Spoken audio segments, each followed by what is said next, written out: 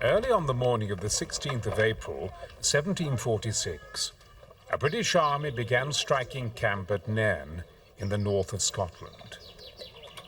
Ahead of it lay a crucial battle, not against a foreign foe, but against a rebellious army which threatened to wreck the fragile union between Scotland and England and to strangle the British Empire at birth.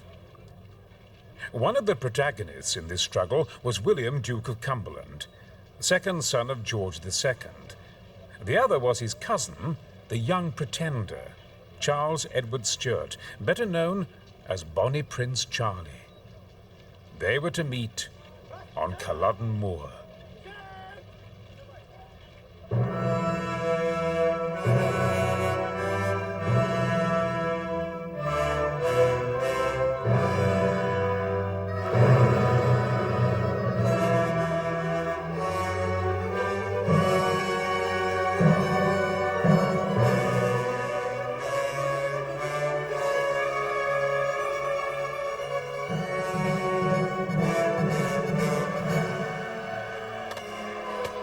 The terrible defeat of the Highland clans at Culloden Moor is all too often seen simply as a battle between the Scots and the English, or even as the dramatic death throes of the old Gaelic world. In fact, it was no more than the last great act in the fall of the royal house of Stuart, a sad and bloody tragedy which brought pain and suffering to every corner of the British Isles. If we are really to understand why British troops came to fight a Highland army on a barren stretch of moorland outside Inverness, we must go back more than 100 years to the Great Civil War in the reign of the first Charles Stuart, Charles I, the great-grandfather of Bonnie Prince Charlie.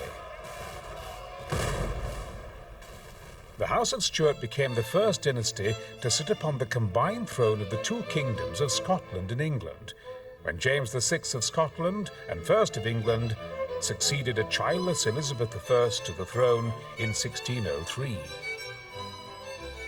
James was canny enough to avoid alienating his people, but his son Charles mismanaged his rule to such an extent that a civil war resulted, which led Charles to his execution in 1649.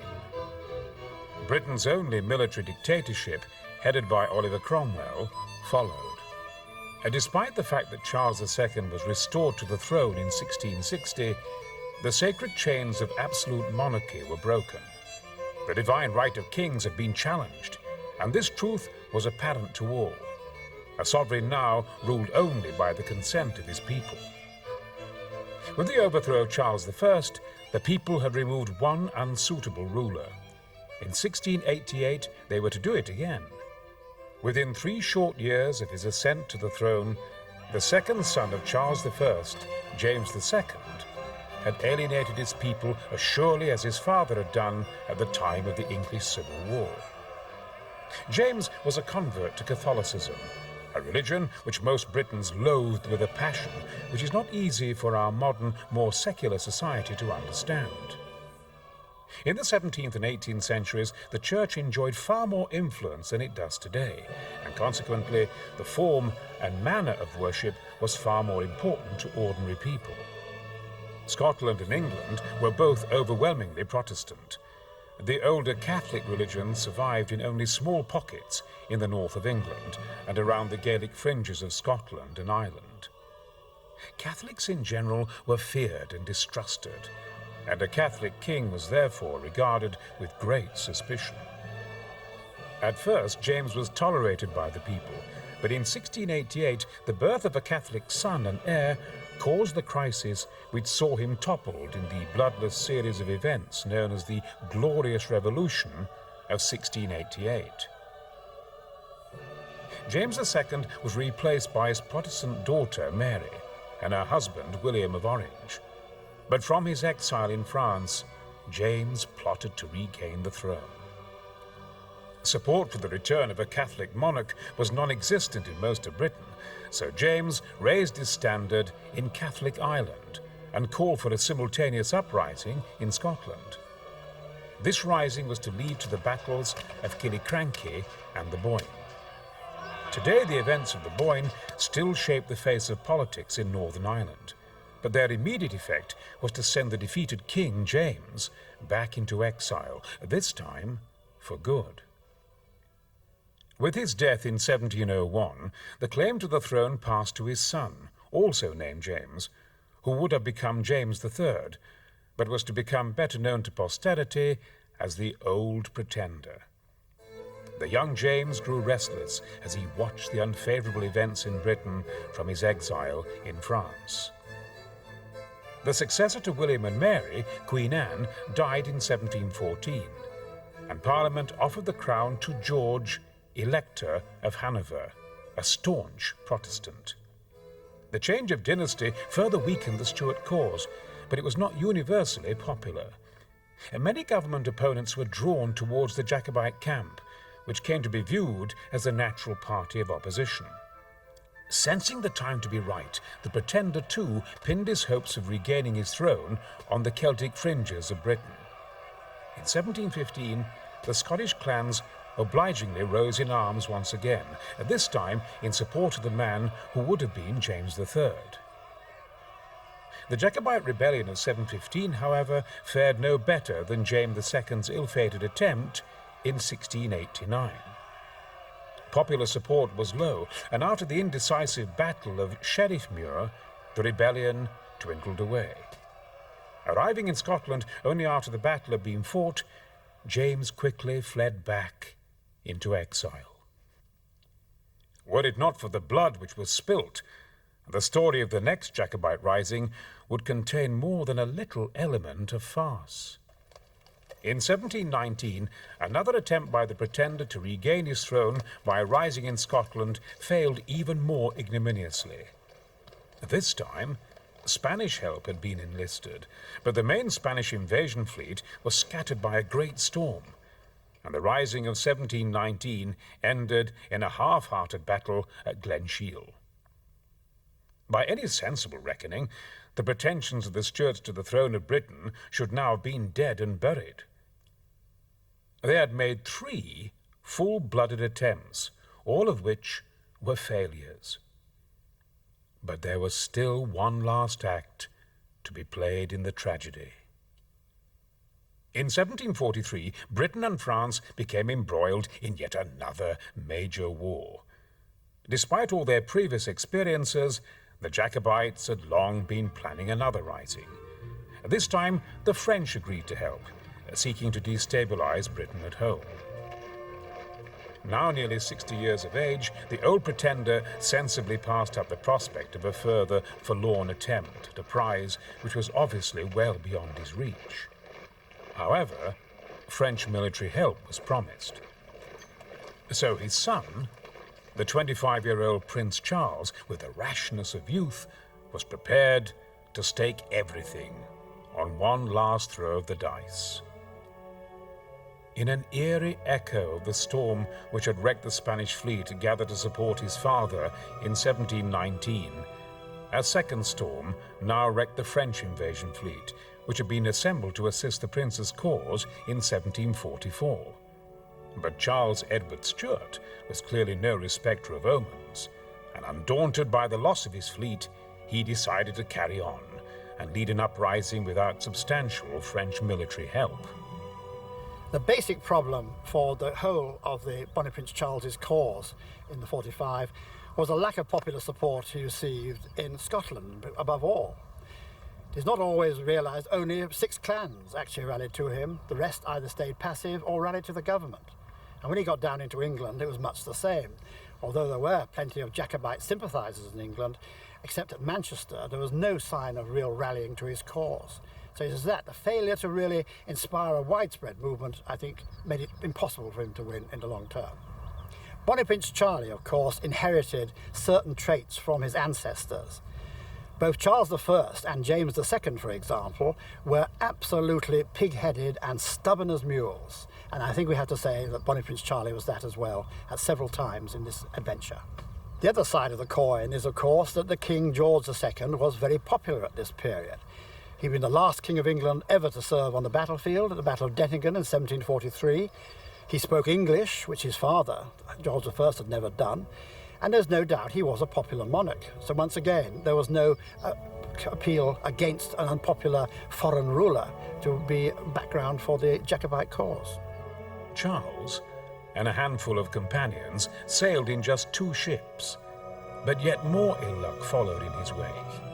100 miles west of Cornwall, they were intercepted by HMS Lion.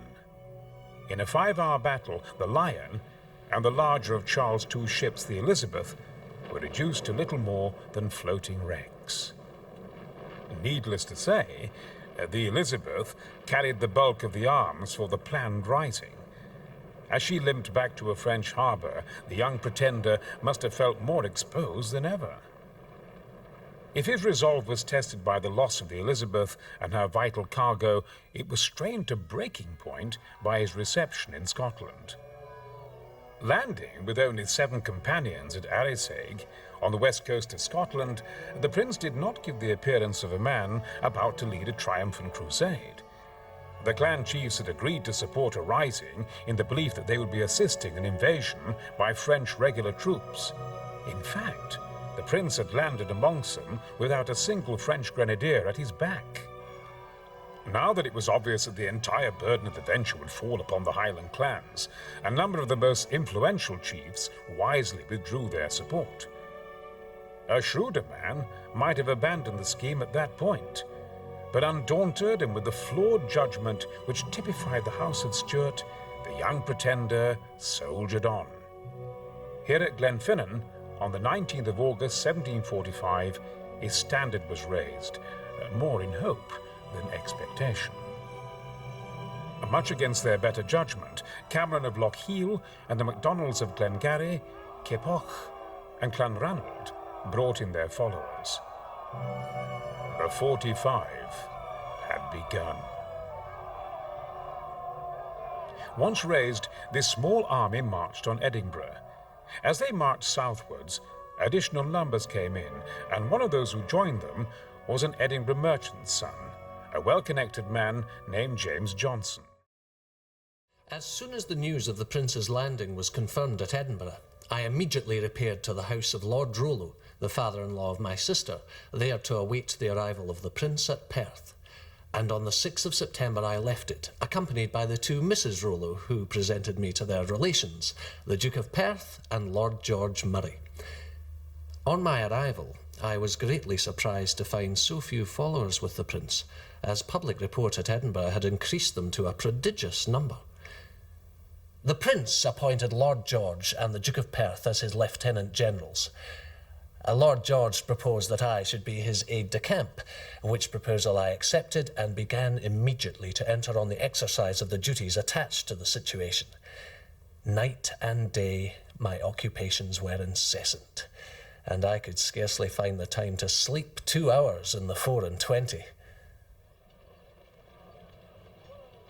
The Jacobites whom Johnson joined were often referred to as the Highland Army, and the majority of them wore Highland clothes, whether they spoke the Gaelic or not.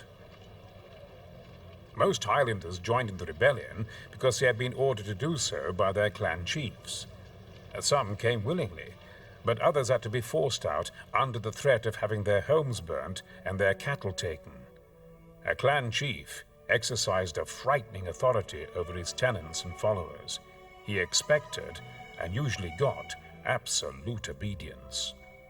One of those forced out was a carpenter from near Drumnadrochit, named Andrew Urquhart, who later gave this testimony at his trial. Dala Master Hoshi Cogich Culloden, and ik dol ni go las loch Gary. Agus ní sé go dúne Glen Urquhart, gus an nígach iad cólarish a habos gan a Francia, and ik fugin Johnach, ag va tor nach roch, gus an grauch a gau rish a Kionark, gelaf loch Gary roke you. Hunig mi dúne der hoorder fallaf, agus a gra gummiarlach bas a huig. Naïf a hoord stjach gianna Kionark, bure bule, was stoken gunna an log hon talave, agus lon falla. At first, the Jacobites could muster only some 1,200 men, but their support was growing. The commander of the British troops in Scotland, General Sir John Cope, therefore took a difficult decision. He had two choices. Either he could stand fast and defend the line of the Forth, as the Duke of Argyll had done against the Jacobites in 1715, or he could march into the Highlands to nip the rebellion in the bud, as General Whiteman had done in 1719. The first option was out of the question.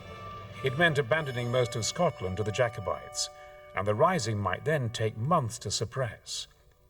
Cope therefore marched northwards, hoping to enlist the support of the Protestant Highland clans, who were sympathetic to the government. To his dismay, he found none of the pro-government clans were willing to support him. Although the vast majority of the Scottish population were opposed to the Jacobites, they were indifferent in the matter of actually taking up arms against them. So with the Jacobites rapidly gaining strength, Cope was forced to turn aside rather than risk a battle. He therefore made for Aberdeen. With Cope out of the way, the road to the south now lay open, and the Jacobites raced southwards to Edinburgh, which they captured on the 17th of September. Edinburgh had once been known as the Geneva of the North, and one English observer and member of the Privy Council, named Stephen Poyntz, commented upon its fall with some astonishment. That a nation like Scotland, which makes a strict profession of the Protestant religion and values itself on respecting the sanctity of an oath, should suffer the pretender's son with a handful of rabble to walk the Protestant succession out of the kingdom without lifting up a single weapon or hand against him is astonishing to the last degree, and fills one with dreadful apprehension for the behaviour of England. Had the town of Edinburgh made good the profession of their address, they might easily have destroyed such an undisciplined crew from the windows of their high stone houses. But how far it may now be in Sir John Cope's power to dislodge them, or how far it may be practicable for him with his handful of men to engage them now they are strengthened, I tremble to think. Relatively few of the Highlanders who occupied Edinburgh actually carried the broadswords and targes with which they are usually depicted. Broadswords were expensive, and generally speaking, only the Highland gentlemen in the front ranks carried them. The first Jacobite forces were very makeshift in character. Patrick Crichton and Edinburgh Burgess recall the Jacobites, whom he had seen during the occupation of Edinburgh. I entered the town by the Bristol port, which I saw to my indignation in the keeping of these caterpillars. A boy stood with a rusty drawn sword, and two fellows with things like guns of the 16th century sat on each side of the entry to the poorhouse, and these were catching the vermin from the lurking places about their plaids and throwing them away. I said to Mr. Jardine, Minister of Liberton, "Are these the scoundrels who have surprised Edinburgh by treachery?" He answered, "I'd rather seen it in the hands of Frenchmen, but the devil and the deep sea are both as bad." The officers with their troops in rank and file marched from the Parliament Close down to the cross with their bagpipes and their lousy crew, and they made a circle around it. I observed their arms. There were guns of different sizes, and some of enormous length, some with butts turned up like a herring's tail, some tied with packthread to the stock, and some matchlocks. Some had swords instead of guns, one or two had pitchforks, and some bits of scythes upon pole with a hook, and some old Lochaber axes. As the Jacobites settled down to the occupation of the capital, General Cope had meanwhile found enough shipping to take his army south by sea. He had hoped to retake Edinburgh, but instead his troops were surprised and routed by the Highland army in less than 10 minutes at the Battle of Prestonpans, early on the morning of the 21st of September, 1745. Scotland was now secure, and Charles' father was proclaimed James VIII of Scotland. But at this moment of triumph, the first signs of dissent began to appear in the ranks of the Highland army. They had won Scotland for the Stuarts, and many felt they had discharged their obligation to the prince and accordingly quit the ranks to head home. However, Charles Edward Stuart had his sights firmly set on the English throne as well. Still unsupported by French troops, he viewed his island army as the only option for regaining that throne too. But even the prince himself must have suspected its unsuitability for the job. Nonetheless, the news of the easy victory at Prestonpans swelled the Jacobite ranks, and within a month, the Jacobite army mustered over 5,000 men.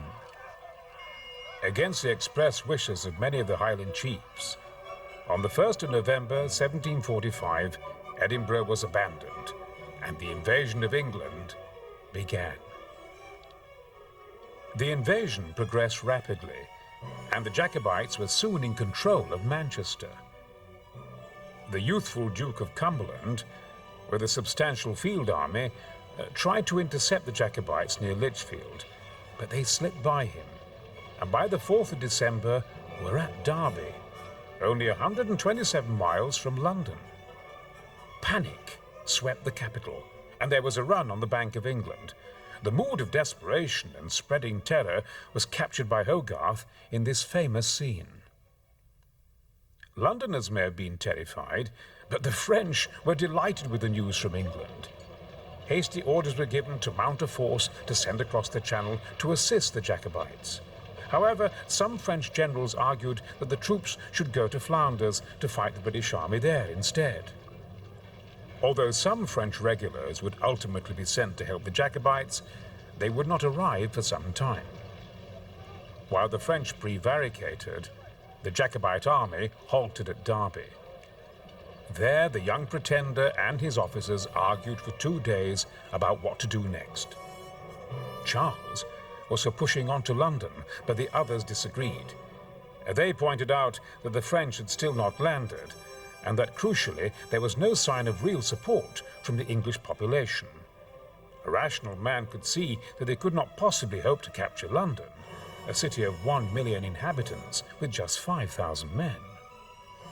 In the end, Charles had to accept their decision, but he evermore considered himself betrayed by the Highlanders, and increasingly relied upon his Irish Quartermaster General, John William O'Sullivan, in preference to the Highland chiefs, represented by Lord George Murray. The problems of the Highland High Command really split down into two. First of all, there was the Prince himself. Although he had a fairly high idea of his abilities, got totally from reading books, I might say, as a soldier. In fact, he'd never been on any active service at all in his life. He'd once attended, as a young teenager, a siege on the continent as a spectator, but he really believed that streak of Stuart's stubbornness, that he knew it all, and therefore he did not need all that much guidance. But the second problem, which compounded the first one, was the fact that his staff, if we can call it that, in his entourage, were divided into two warring parties, which were daggers drawn with one another. On the one side, there was Lord George Murray, who was by far the most able soldier in the Jacobite entourage. And then there was, of course, O'Sullivan, the famous quartermaster general of the army, who in the end Prince Charles decided to favour, because he talks more and more from Derby onwards about treachery, how he's being betrayed by both the English and above all the Scots, not rising in big enough numbers. So he tended to swing behind this rather inadequate person who was not a good quartermaster general, never mind a strategist, who was of course an exile like he had been himself. As Napoleon would say, a generation and more later, better one bad general than two good ones. And this division of command, therefore, within the army of the Bonnie Prince Charlie, was a fatal complication. With the fateful decision to turn north, although few could have known it, the Jacobite cause had reached its high water mark. On the 6th of December, the army turned around and began retreating northwards.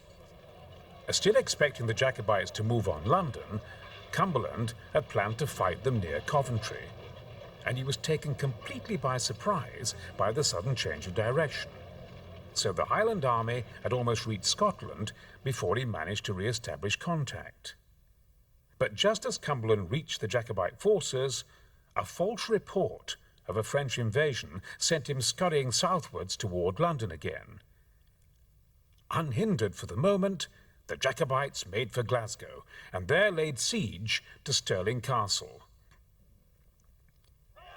General Henry Hawley attempted to relieve the garrison, but he was defeated in a hard-fought battle outside Falkirk on the 17th of January.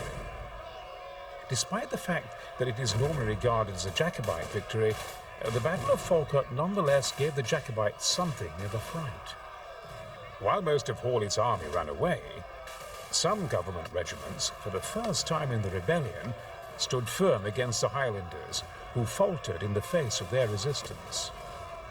By now, a small contingent of French regulars had finally arrived in Scotland to assist the Jacobites, and it was this detachment which saw off the government troops and thus won the battle for Charles. Unfortunately, these were the only French troops to be sent to assist the 45. The French invasion had again been called off, and the Duke of Cumberland hurried north again to take over Hawley's defeated army. His arrival was received with great enthusiasm. In the name of his father, King George II, he set out to destroy the Jacobites once and for all. All of the predictions that the rising was bound to fail without French help were now coming true. Rather than risk another battle, the prince bowed to pressure from the Highland chiefs, and the Jacobites retreated northwards to Inverness. Cumberland pursued them slowly, halting for a month at Aberdeen. But on the 8th of April, he left the borough, and within 6 days was at Nairn, only a few miles short of the Jacobite headquarters at Inverness. The speed of Cumberland's sudden advance caught the Jacobites by surprise. Although many of their best men were away, there was no real option left but to fight. So on the morning of the 14th of April, 1746, they marched out from Inverness, prepared to take up their battle positions on Culloden Moor. But the government army did not appear that day, nor the next. The 15th of April was Cumberland's birthday, and to celebrate, he gave his army a day's rest at Nairn, before committing them to the battle on the 16th. On the 15th of April, while the Jacobites waited in vain for the British army to advance, they hatched a desperate plan. The Jacobite leaders supposed that as his men were celebrating the Duke's birthday, they were likely, as Lord George put it, to be drunk as beggars. They therefore agreed the ill-fated plan to secretly advance on Cumberland's army by night and mount a dawn attack on the sleeping camp.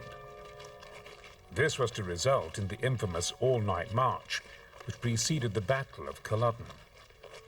About 8 p.m. on the night of April the 15th, the whole Jacobite army set off, hoping to surprise the government camp at Nairn, 8 miles distant. But by the first light, they were still 2 miles short of their objective, and it was clear that the British army would be ready and waiting for them in broad daylight.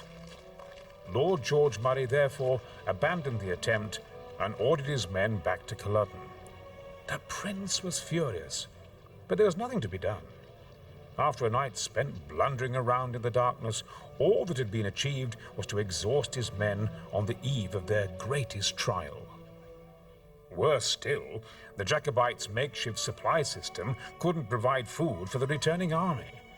Dispirited, tired and hungry, large numbers wandered off in the vain hope of finding some food, while others simply sought to sleep. For many, it would be their last. Exhausted with hunger and worn out with the fatigue of the last 3 nights, I turned off as fast as I could to Inverness, there to recruit my strength with a little sleep. But when I already had one leg in the bed and was on the point of stretching myself between the sheets, what was my surprise to hear the drumbeat to arms and the trumpet sounding the call to boot and saddle. I hurried on my clothes, my eyes half shut, and mounting a horse instantly repaired to our army on the eminence where we had remained for 3 days, and from which we saw the British army at a distance of 2 miles, in movement towards us. The battlefield, upon which the two armies faced each other, was a broad ridge of moorland, 5 miles to the southeast of Inverness. The Jacobites took up position between two sets of wall parks. On their right, the Culloden Park, stretching down to the river, and on their left, the walls of the Culloden Parks. The moor to their front was flat and open, ideal for the fearsome Highland charge, which had brought victory at Prestonpans and Falkirk. By the time of Culloden, the Highland army was more conventionally equipped, and most had French muskets and bayonets, though the front rank still kept their swords and targes. The Highland method of fighting, however, was still very different from that of the red-coated regulars opposite. They had neither the training nor indeed sufficient ammunition to engage in protracted exchanges of musket fire. Instead, led by the swordsmen in the front ranks, they came down to within musket shot, fired a single volley, and then ran in with sword and shield, hoping to induce panic in the enemy ranks. This was the famous Highland charge. A Highland charge is usually seen as a bunch of men in kilts bounding over the heather, waving swords, axes and all sorts of wonderful things, which they then proceed to literally carve the opposition apart. In actual fact, it didn't really work that way. It worked on panic. They'd come hurtling down, great big mob, and literally frighten living daylights out of the enemy, who'd promptly turn, run away, and then die in their hundreds, tens of hundreds, and so on and so forth. This worked well at Prestonpans, didn't work quite so well at Falkirk, but at Culloden it all went wrong, mainly because it's so far to come. There's about 500 yards there, and all the time they're being fired on, first by cannon firing round shot, then grape shot, then muskets. The redcoats saw them coming, they had time, they stood their ground, and although the Highlanders did break in on the right flank, really it hadn't worked. The main tactic of frightening the opposition hadn't worked, and the bayonets in the end won the battle. Behind the Highland regiments, in the front rank of the Jacobite army, stood a second line of Lowland Scots regiments, stiffened by 2 regiments of French regulars. One was called the Irish Pickets, and the other was the blue-jacketed Royal Écossais, or Royal Scots. Many of the men serving in both these regiments were deserters from the British Army, and would face summary justice after the battle. All in all, the Jacobites ought to have mustered some 6,500 infantry.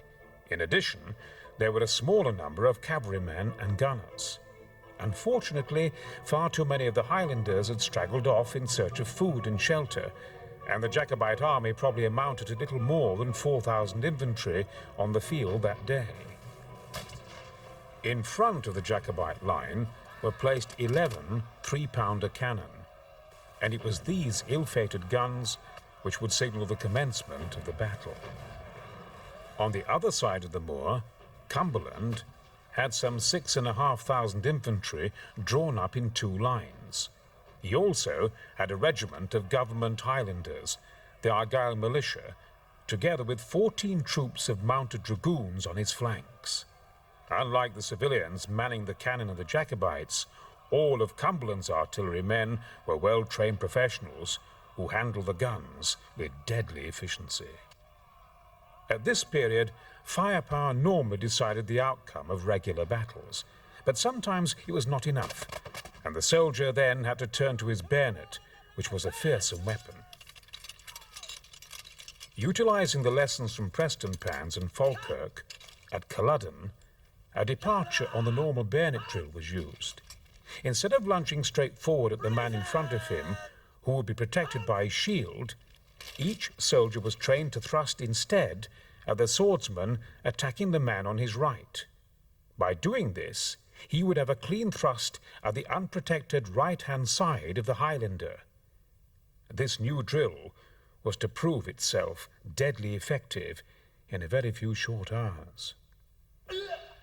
The British Army, which was to fight on Culloden Moor, is often pictured as being composed of the very dregs of society, led by aristocratic officers who despise their men. In actual fact, it was in many ways surprisingly similar to the modern British Army. The rank and file took a fierce pride in their regiments, and their officers were dedicated professional soldiers. There were, however, some men who were not there by choice, known as vestrymen. They were petty criminals delivered up by their parishers to serve until the end of the rebellion. Unwanted and ill-disciplined, they were to play a sinister role after the battle. But there were as many honest men in the ranks, a very high proportion of them Scots. Standing in the British front line was a Royal Scots Fusilier named Edward Lynn. Afterwards, he wrote to his wife, telling her what he saw that day. We waded up to our knees in glass, through the mere with a good well to be at them, and they winter considering we'd been through this winter.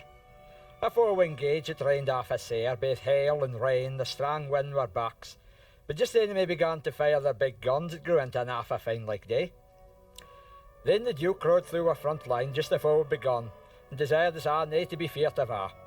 Depend, my lads, on your bayonets, says he. Let them ken the men they hae to deal with. Aye, well, we did. Sometime around midday, one of Cumberland's staff officers, Lord Bury, rode forward to count the Jacobite guns and was fired on by 2 of them. The government artillery fired back, and the battle was begun. The ill-served Jacobite guns were soon silenced, and for as long as the Highlanders stood their ground, the government artillery kept up a steady rhythm of 1 round a minute with the 10 guns. No one knows how long the Highlanders stood facing the bombardment. It could have been for as little as 10 minutes or as many as 20. But they had to endure it because hundreds of men were still hurrying to the moor to rejoin their regiments. This delay was exacerbated by the unwillingness of the prince to give the order to attack. The Jacobite commanders hoped to delay their charge until as many of the men as possible had rejoined their colours. But although the effects of the government artillery were galling to the Jacobites, it was to be General Hawley's dragoons and the government Highlanders who eventually forced their hand and precipitated the Highland charge. One of the big stories about Culloden is the fact the Highlanders stood for so long being fired on by the government artillery. In some accounts it suggested most of the Highlanders died up on back on the ridge there, where the red flag is, fired on by the government artillery, while Bonnie Prince Charlie sat dithering, wondering what to do. In fact, this was not really a problem. It was if you got hit by a cannonball, of course, but in military terms the cannonade was not very effective. The guns were knocking over on average about 1 man with every shot fired. They had 10 guns, each one firing about once a minute. With a cannonade lasting only about 1/4 of an hour, that's not killing very many Jacobites. Where the killing really started was once they got down close to the government line, and the artillerymen switched from firing cannonballs to firing grape shot, which is effectively a bag full of musket balls, worked like a shotgun. Now that did kill people. As the Jacobite army stood immobile, awaiting the order to charge, General Hawley ordered his 4 companies of Argyllshire Highlanders to break down the walls in the enclosure on the Jacobite right flank in order to let the dragoons through to attack them. Soon, he was threatening the right flank and rear of the Jacobite army. A brief respite was gained for the Jacobites when Lord Lewis Gordon's 2 Lowland battalions from Aberdeen swung around to face the approaching dragoons. But faced with this threat, the order was given for a general assault on Cumberland's position while there was still time. What is not always realised is how multinational both of the armies at the battlefield of Culloden were. Take, for example, Bonnie Prince Charlie's army. He had Irish, he had Frenchmen present. And of course he had a few lowland troops, although the great majority of the Scots were Highlanders, of course, from the clans. Strangely enough, you'll get exactly the same social or national mixture of forces within the army of Cumberland, the Royal Army. Of the 16 regiments which made up the bulk of Cumberland's army, no less than 4, or 1 man in for a quarter, were in fact Scottish regiments. Despite the cosmopolitan makeup of the Jacobite army, the principal tactic was still the Highland charge. Over the past 100 years, yelling mobs of clansmen had inspired fear and panic amongst regular troops on a score of battlefields. But at Culloden, it was to prove a disastrous failure. The moor was not as featureless as it might at first have appeared. The Inverness road ran diagonally across it from the bottom corner of the Culloden Park to O'Learnach, and the ground between the road and the British army was wet and boggy. The armies were drawn up 500 yards apart, a comparatively long distance to charge over, especially over difficult terrain.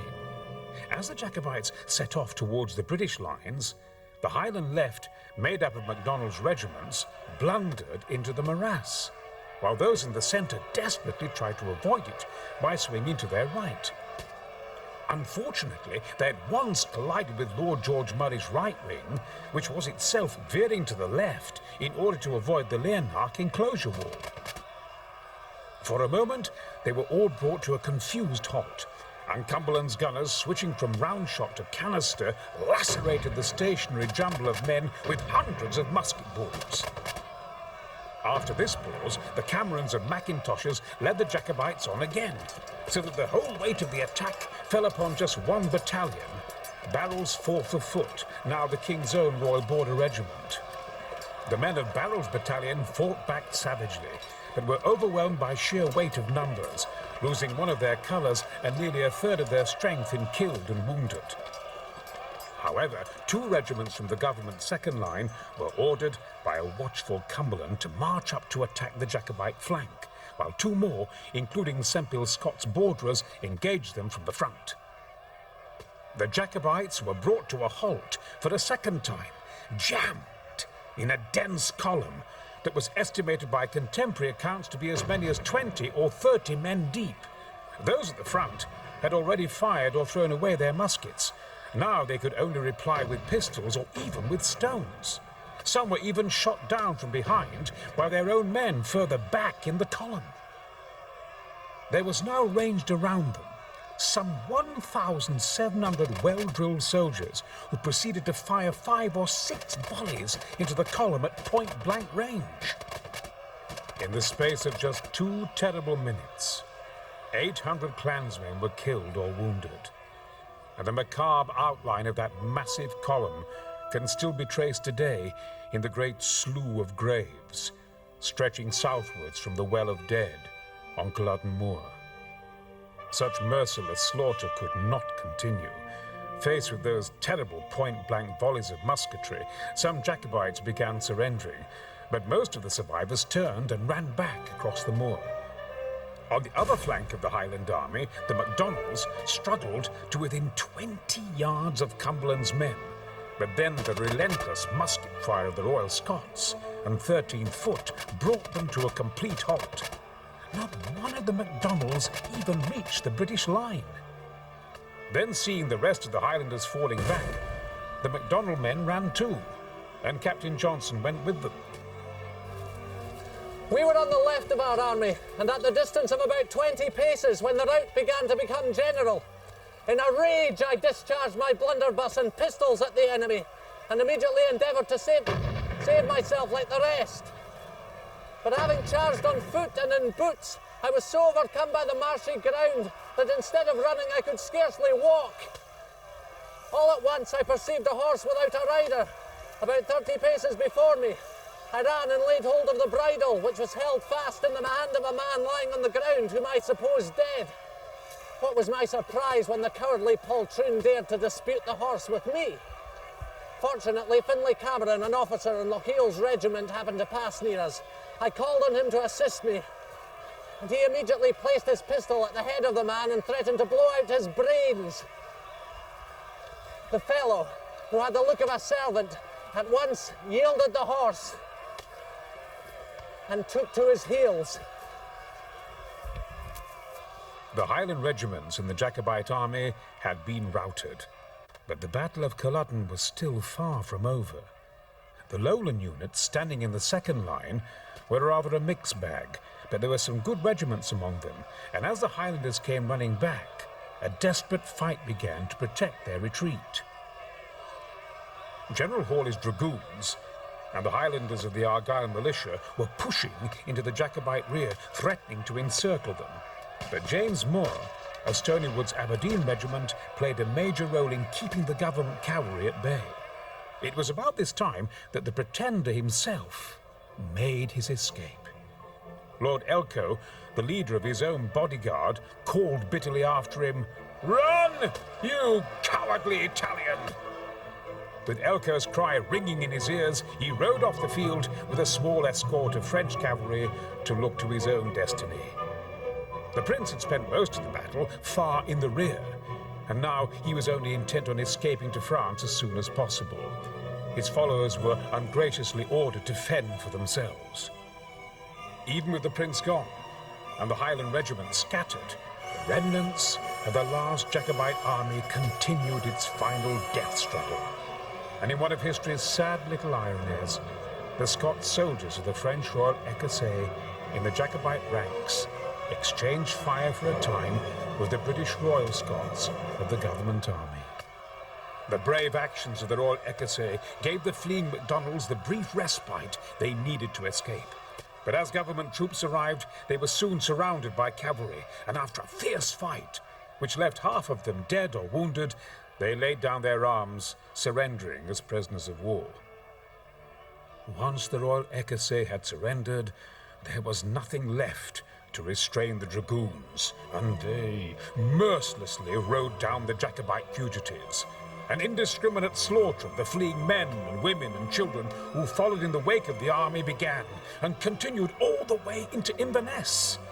No mercy was shown in respect of age or sex, and many innocent civilians were brutally murdered in the ensuing bloodshed. Back on the field, the battle was now over, and Cumberland marched his infantry forward across the moor to stand on the ground formerly occupied by the Jacobites. By this symbolic act, he formally claimed his victory. Edward Lynn remembered the desperate events of the day. It was a wee bit after 12 o'clock when the battle begun, and then by 1 o'clock it was all finished like. The Jacobites come up half a bold like in a muckle great burghy. They had their swords in their hands, but we get them as like a warm like volley and kept blazing away continuous with firelocks and with canister. They pretty soon retreated back again faster than they come. Then were dragoons that was in their right and left wings pursued with sword and pistol and cutting off a mony of them down. And there was a pack thicker we did in yon place. We lost half a few men of our regiment, only a puckle wounded like. In fact, the army lost no more than about 200 killed and wounded altogether. We never had such good luck as this afore, and I thank God for it. In all, the British Army lost a total of 50 killed at Culloden. On the other hand, something like 1,500 Jacobites were slain on the field, or cut down on the road to Inverness. Hundreds more of the Jacobite wounded were taken prisoner, and by evening, on the 16th of April, the British Army had no fewer than 326 Jacobite prisoners in its charge at Inverness, besides the 229 French regulars. Many of the Jacobites, wrote one officer, were desperately wounded. Indeed, over the next few days, the number of prisoners rose dramatically as the wounded Jacobites were brought in from the moor and fleeing fugitives were captured. Many of their later complaints about bad treatment alleged that wounds were left unattended. History has coloured the aftermath of Culloden as a savage frenzy of killing by an out-of-control government army. In fact, there was no systematic massacre of wounded men on the field directly after the battle. But a series of barbaric atrocities were undoubtedly committed in the days that followed by small groups and squads of government soldiers under the direction of their officers. There was an ugly rumour that the Jacobites had themselves ordered that no prisoners were to be taken if Culloden was a Jacobite victory. Cumberland himself referred to it in orders he issued, and this ensured that there was no sympathy for the wounded Jacobites still on the moor, and many of whom were killed in a barbarous fashion. Those Jacobites who were captured fared little better. They were guarded by the despised vestrymen, an unsavoury collection of petty offenders and other undesirables foisted upon the army by parish constables. It would be hard to find a worse or more brutal set of jailers. It was they who were responsible for many of the acts of cruelty and murder which followed Culloden. In the months which followed, many Jacobites were tried and executed, while hundreds more were transported to the American colonies, or, most ironic of all, conscripted into the British Army. Inevitably, for a man pledged to break the power of the clans forever, Cumberland's pacification of the Highlands was heavy-handed and brutal. The innocent suffered with the guilty, but the punitive expeditions served their purpose. The clans refused ever to rise in arms again. If there is a single shaft of redeeming light from the terrible aftermath of Culloden, it was this. Despite the vicious and inhuman excesses of the clearances, Scotland was spared forever the horror of another series of increasingly pointless rebellions. Most Scots of the time, like Edward Lynn and Patrick Crichton, thanked God for it.